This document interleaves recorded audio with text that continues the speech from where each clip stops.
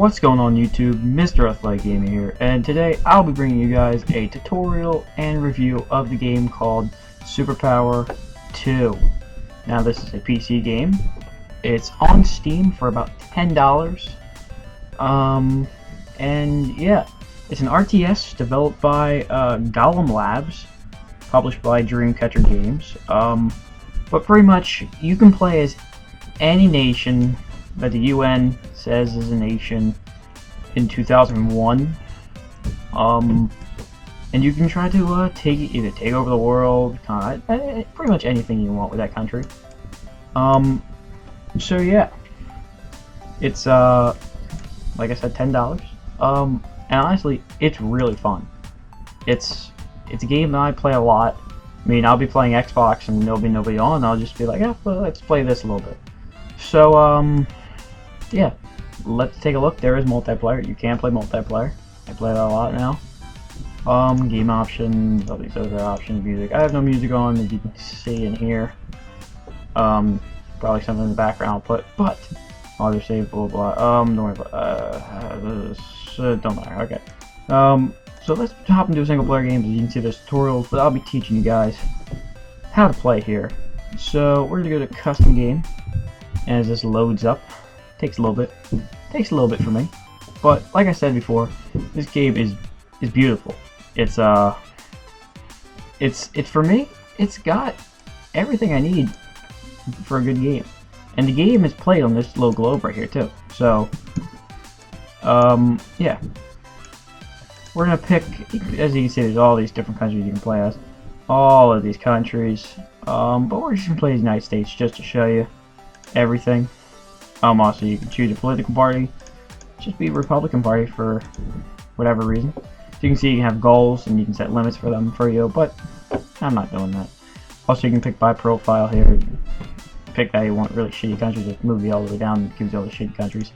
But yeah, let's start this up as the United States, and let's show you, talk about the interface, everything here.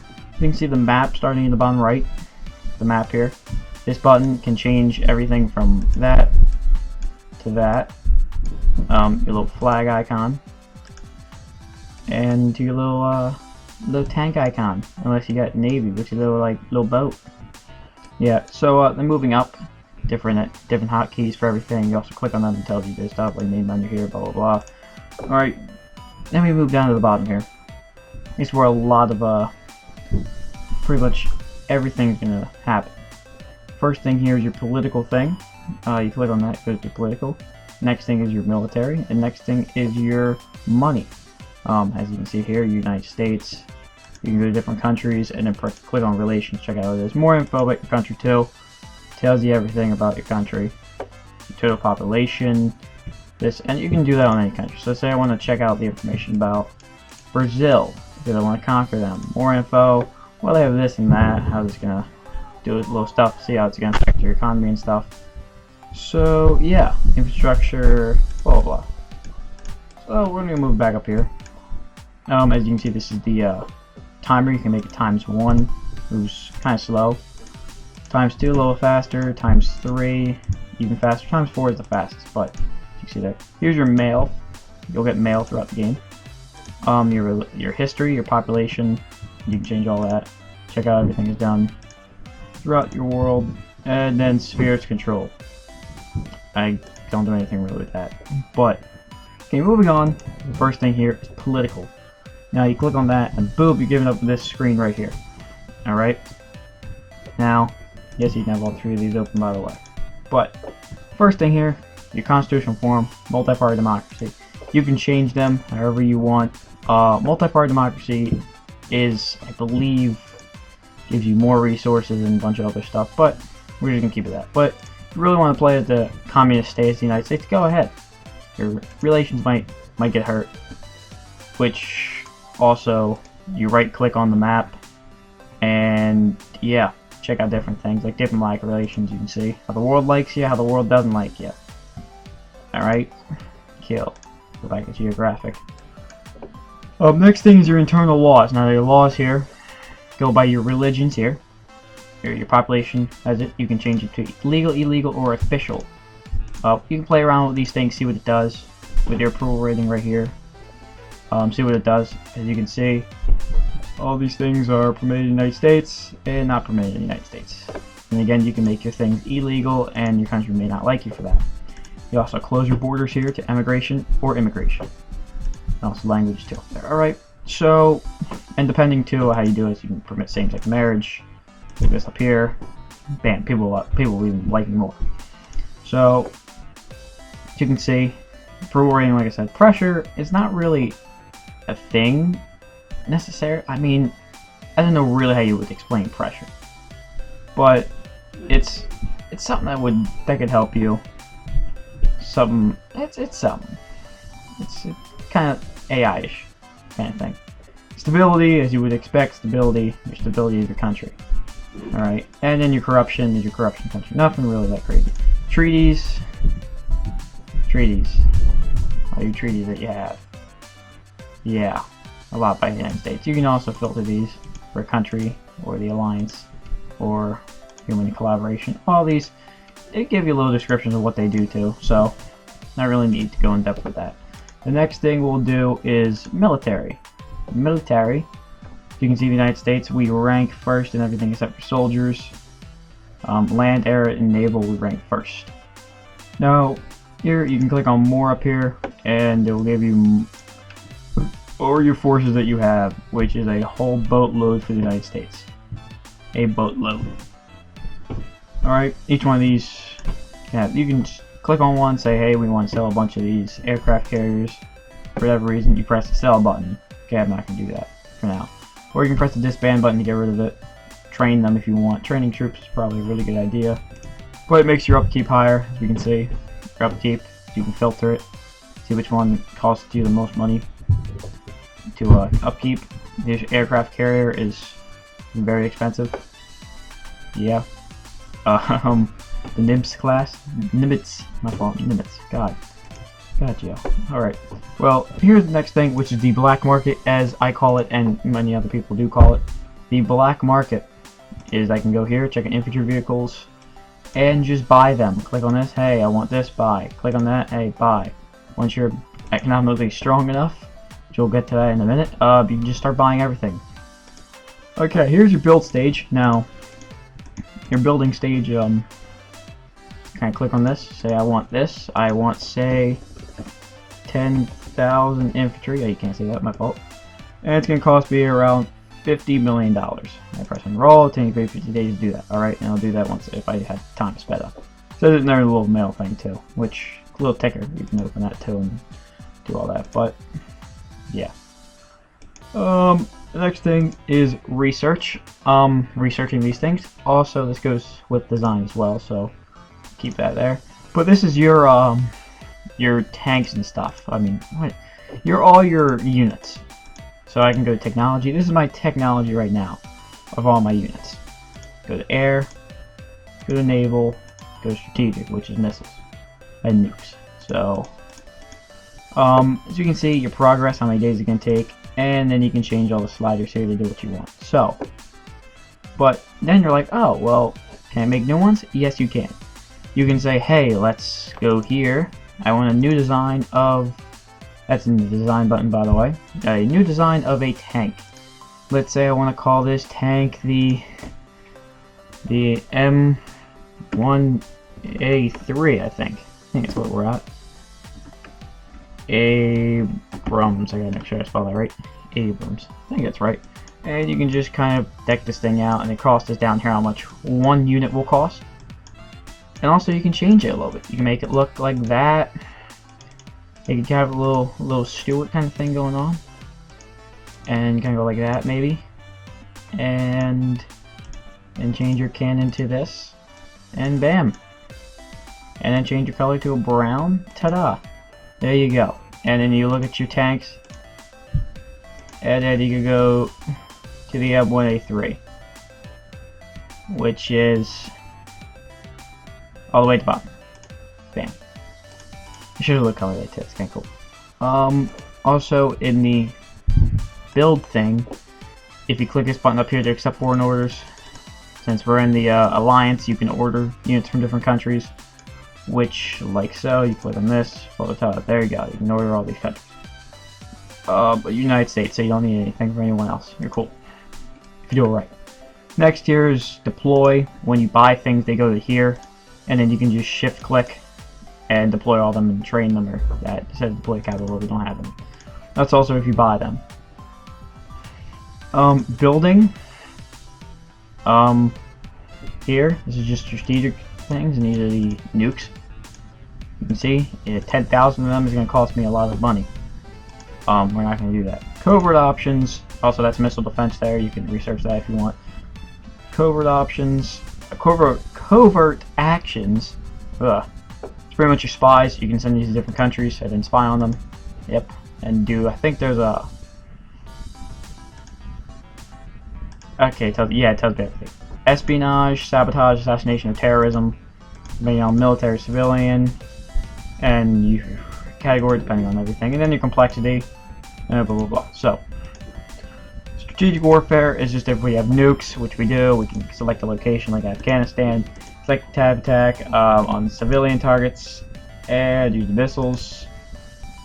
Use both, and available missiles, and suggested 1% on my thing, and then prepare for life. So yeah, we don't want to do that. War list, which is also pressed by W on the keypad, just tells you the team people at war. Finally, we're gonna move on to economy. The economy, you know. The economy, what we can do is tell here at the top, free market, state controlled, which will be hand in hand with resources, which we get there. Next thing is economic health, which is your GDP. And GDP is kind of like how rich your country is, you know? Kinda ish there, kinda ish there. If your GPD's up, GDP, my goodness, GDP is up, then your resources will be up and many other things.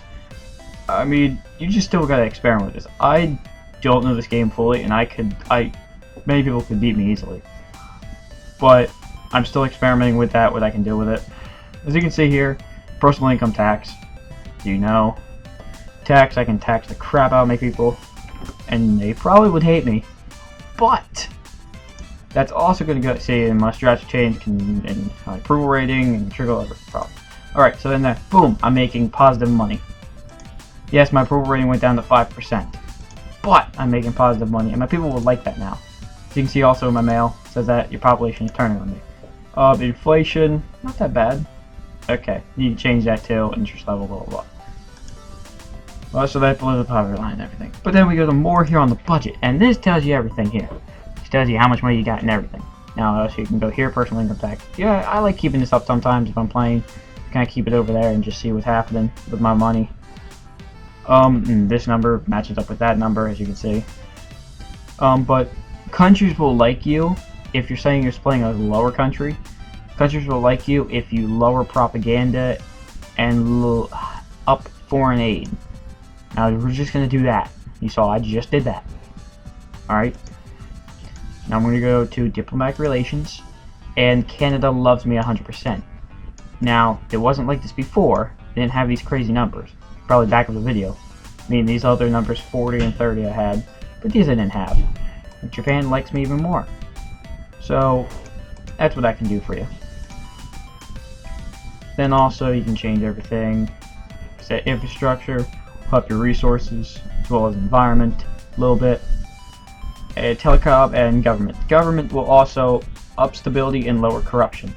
So you can see you gain debt from corruption too. You lose money because you have so much corruption.